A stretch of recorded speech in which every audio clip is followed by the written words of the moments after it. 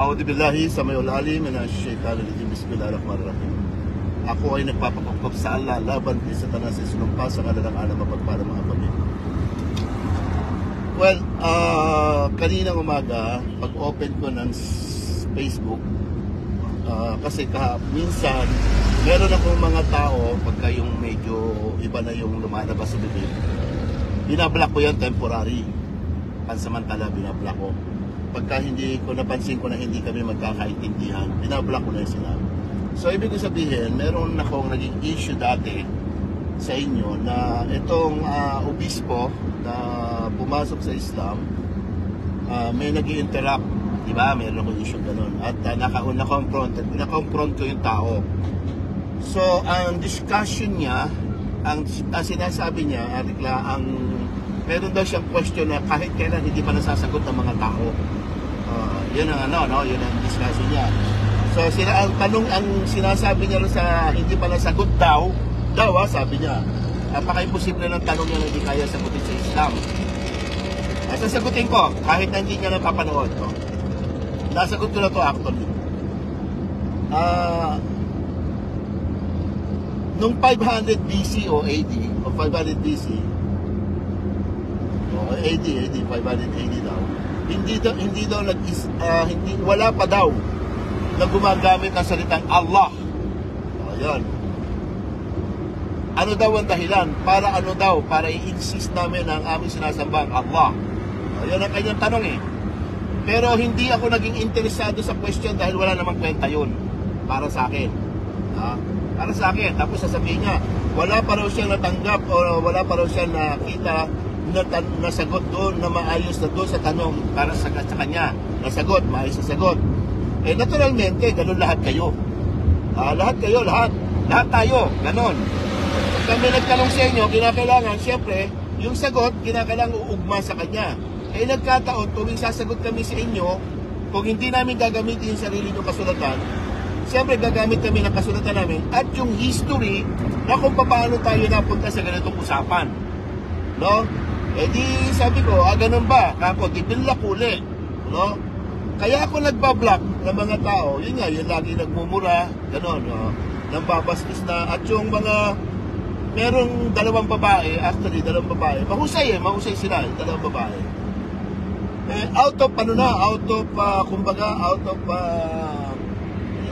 Wala na sa, maganda naman yung kanilang discussion, yung bang mga reason behind doon sa mga topic, malayo na ang discussion kung papatulan. Kumbaga, teka, lalayo ako. Pagka ganun kasi, na mapupunta sa wala, tapos bandang huli, iinsultuhin ka lang, siyempre lalayo ka na lang para walang gulo. So, the best thing ang ginagawa ko, binablock ko yun. And then, sometimes, pinag-aaralan ko rin, baka mamaya, magbago siya, at magbago, kung ibig ko sabihin, medyo umano siya, ina-unblock ko. Yun ang ginagawa ko. Hindi ko pine-permanent block, no? Kasi siyempre, ano ba naman yun? Wala namang sa akin yung ganun eh. Kaya lang, minsan, yun nga, nagmumura, no? Kaya, isipin mo, babae.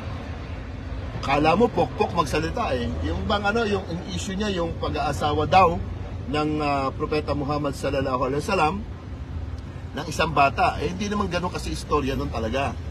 Ngayon, pinapakita ko sa inyo na kaya nagkakagulo kayo ng mga info about the Islam, marami na kasi talagang nag-e-edit. Ine-edit ang mga ahadith, binabasa.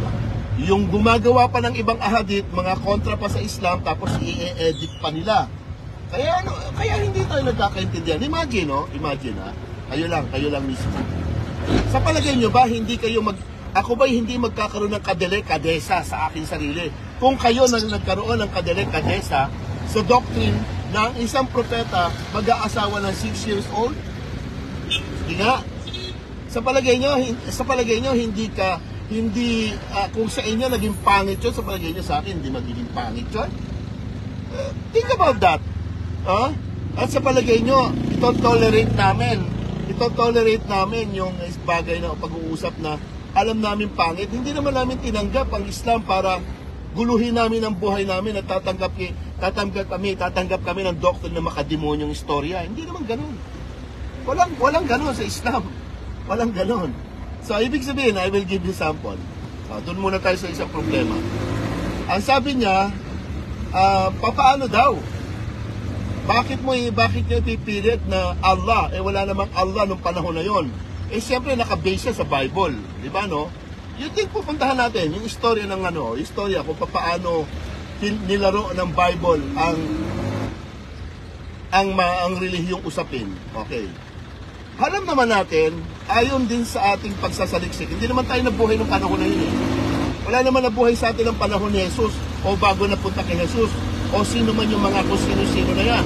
Wala naman nabuhay sa atin ng panahon na yan. Kaya lang, merong mga kasulatan ng iba na hindi natin kapanalig o kakampi pero may sinasabi sila patungkol doon sa mga ganong issue na sinabi noong panahon na yon, katulad ng World History, Encyclopedia. Hindi naman mga Muslim ang nagsulat yan. Hindi ba? Okay, now, ano ba sinabi nila? Ang Semitikong lingwahe, Hebrew at Aramaic. So, bueno, kung Hebrew at Aramaic ang Semitic language, sila rin na nagsabi na sa Hebrew name is Elohim at Elohim at Ilah at ang Arab, Allah. Okay, now, bakit tayo pupunta sa kung saan pag-uusap? Ipipilit nyo yung Yahweh, Jehovah. Samantalang, kung pupuntahan natin yung Bible ninyo, YHWH ang sinabi, paano naging Yahovah o Yahweh? So, nagkaroon kayo ng sarili nyong eksplanasyon. Hindi ko kayo masisisi. Dahil ang gusto niya palabasin, 500, wala pa si Prophet Muhammad, paano niya sasabihin na ang mga propeta is Muslim? Kasi paano, ang Muslim nga, ang mga taong sumusunod, tumatalima, doon sa Islam, sa salita ng Allah. Ano ba sinabi ng mga propeta? Sambahin ninyo ang aking Panginoon na nag-iisa. Ano ba sabi ni Jesus? Sambahin ninyo ang aking Panginoon na nag-iisa. Sabi ng Prophet Muhammad, sambahin ninyo ang aking Panginoon na nag-iisa. Nagpapatira pa silang lahat. Sa kanilang pagdarasal, nagpapatira pa silang lahat. Nag-aayuno silang lahat. At silang lahat ng mga kababaihan nila, naglalambong, nakalambong, kahit na si Maria nakalambong, nakabaya. Di na sa Islam sila. Alangan naman na sasabihin mong saksi ni Jehovah si Maria, saksi ni Jehovah si Jesus, saksi ni Jehovah na Katoliko si Maria, Katoliko si Jesus. Ang Islam kasi kapayapaan. Kaya nga, kita nyo, nakalimutan ko lang ang verse sa Quran. Sa Biblia, sabi niya, iniiwan ko sa inyo ang kapayapaan. Ang iniwan ko sa inyo is kapayapaan. Kung iaalap nyo, iniiwan ko sa inyo ang Islam. Iniwan ko sa inyo ang kapayapaan. Sabi niya na, iniwan ko sa inyo ang kapayapaan. So, Islam, nagpapatira pa siya. Nagsasalam-alaikum nga si Jesus doon eh. Di ba sa Biblia, mayroong sinabi, nung humarap siya sa mga apostol niya, nung nabuhay siya, pumasok siya sa kwarto, nandoon yung mga apostol niya, sabi niya sa kanya, sa mga apostol niya, sumain niyo ang kapayapaan. Ano ba yung sumain niyo ang kapayapaan? Assalamualaikum. Bakit siya mag-assalamualaikum kung hindi namin siya kapanalig? Kung hindi siya kapanalig ni Prophet Muhammad? Kung hindi siya kapanalig ni na Moises? Isa lang naman yung mga sinasabi nila doon. Sambahin niyo ang aking Panginoon nag-iisa. Wala naman sinabi si Jesus na sambahin niyo ako. Sabihin na natin wala pang Allah dahil wala pa, Semitic language nga, Hebrew, Aramaic, Arab. Sabihin natin Elohim, Hebrew, o Ilah, Lama sa Baktani. Wala pang Allah. Umiran niya kasi ang encyclopedia nga nagsabi, di ba? Sa World History, ang Semitic language is Hebrew, Aramaic, Arab. Nagkataon yung mga kasulatan na isulat sa Hebrew, na isulat sa Arab, na isulat sa Aramaic. So, ang tanong lang, nasaan na yun? Nawala na yon. Kaya nga nag-send ulit. Okay? Ang tao na to na nagsasabi na wala pang Allah na 500 taon, kasi limitado yung kanilang report, limitado yung binabasa ninyo. Hindi parehas yung amin. Talagang yung mga original na kasulatan pa sa una na sensya na kayo, paputol-putol ang Facebook natin. Kasi nasa highway tayo. So meaning to say, hindi kasi naging kompleto ang information sa inyo. Tapos bumabase na lang kayo sa mga kwento, yung mga iba't ibang mga paliwanag ng ibang tao. Sa Islam hindi. No, malabo. Sa Islam talagang meron talagang sinusundan na kasulatan.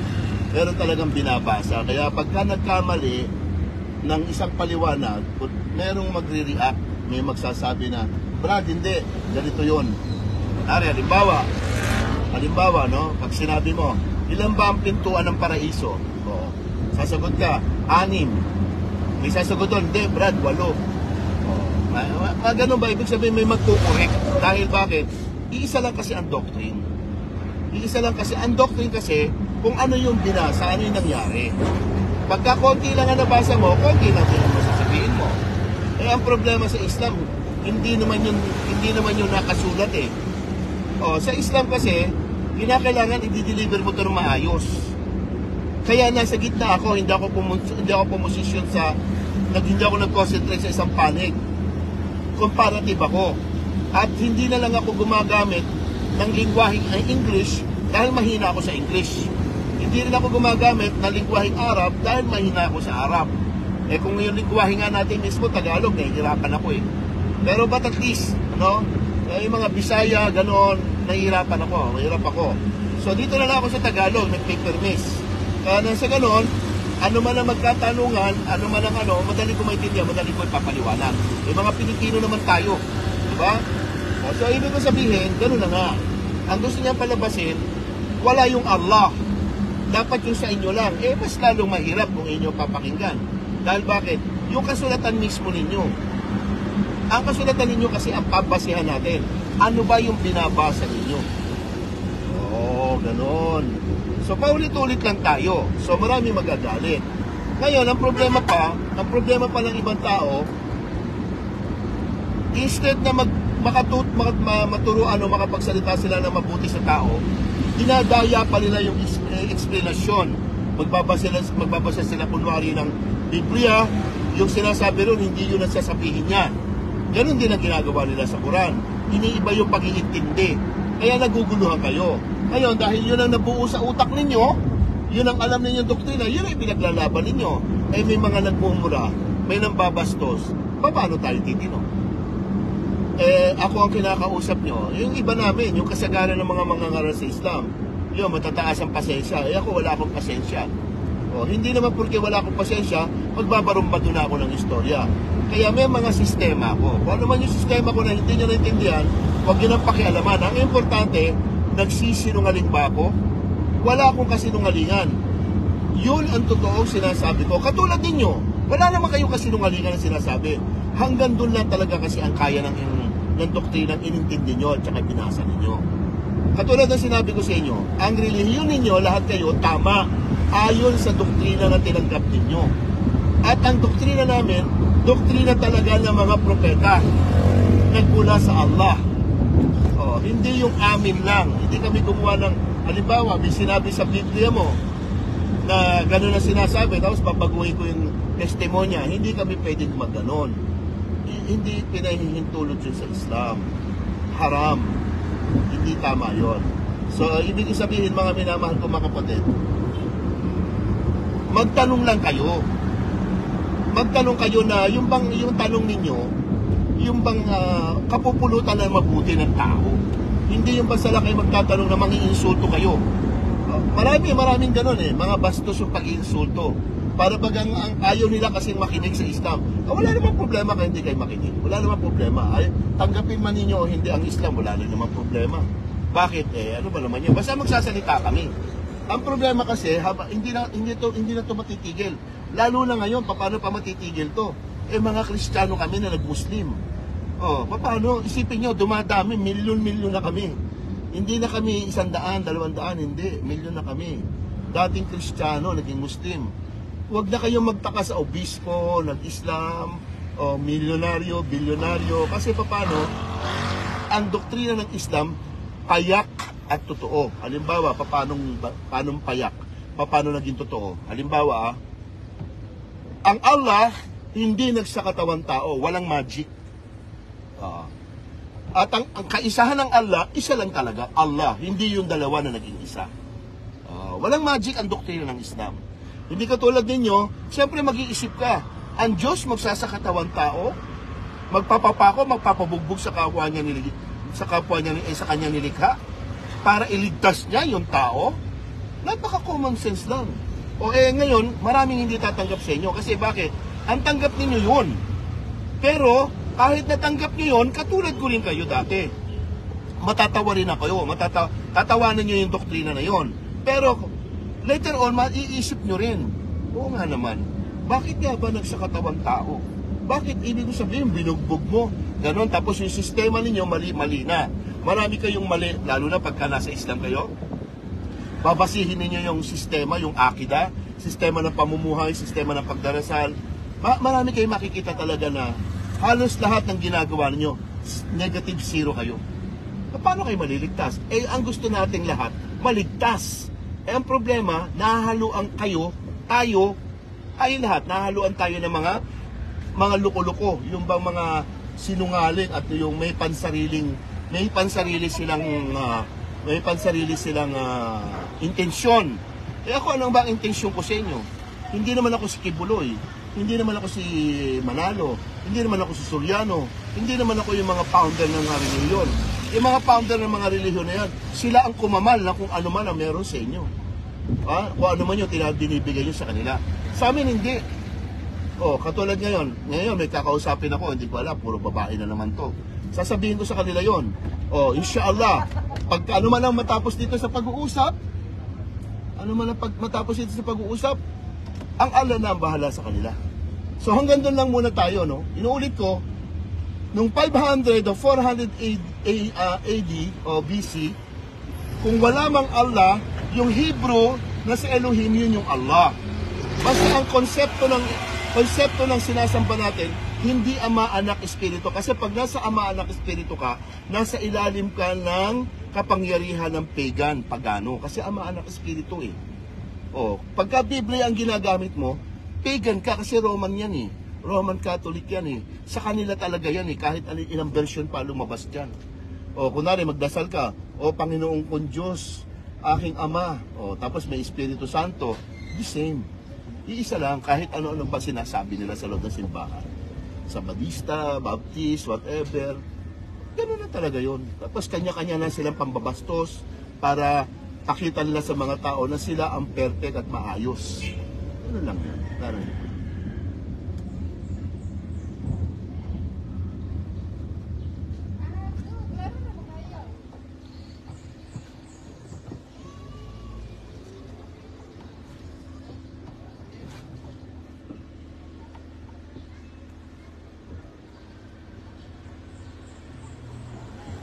So hanggang dito lang muna tayo, no? Meron ako kakausapin ng mga babae. Inshallah, pagpalain ng Allah subhanahu wa ta'ala ang bawat isa sa inyo.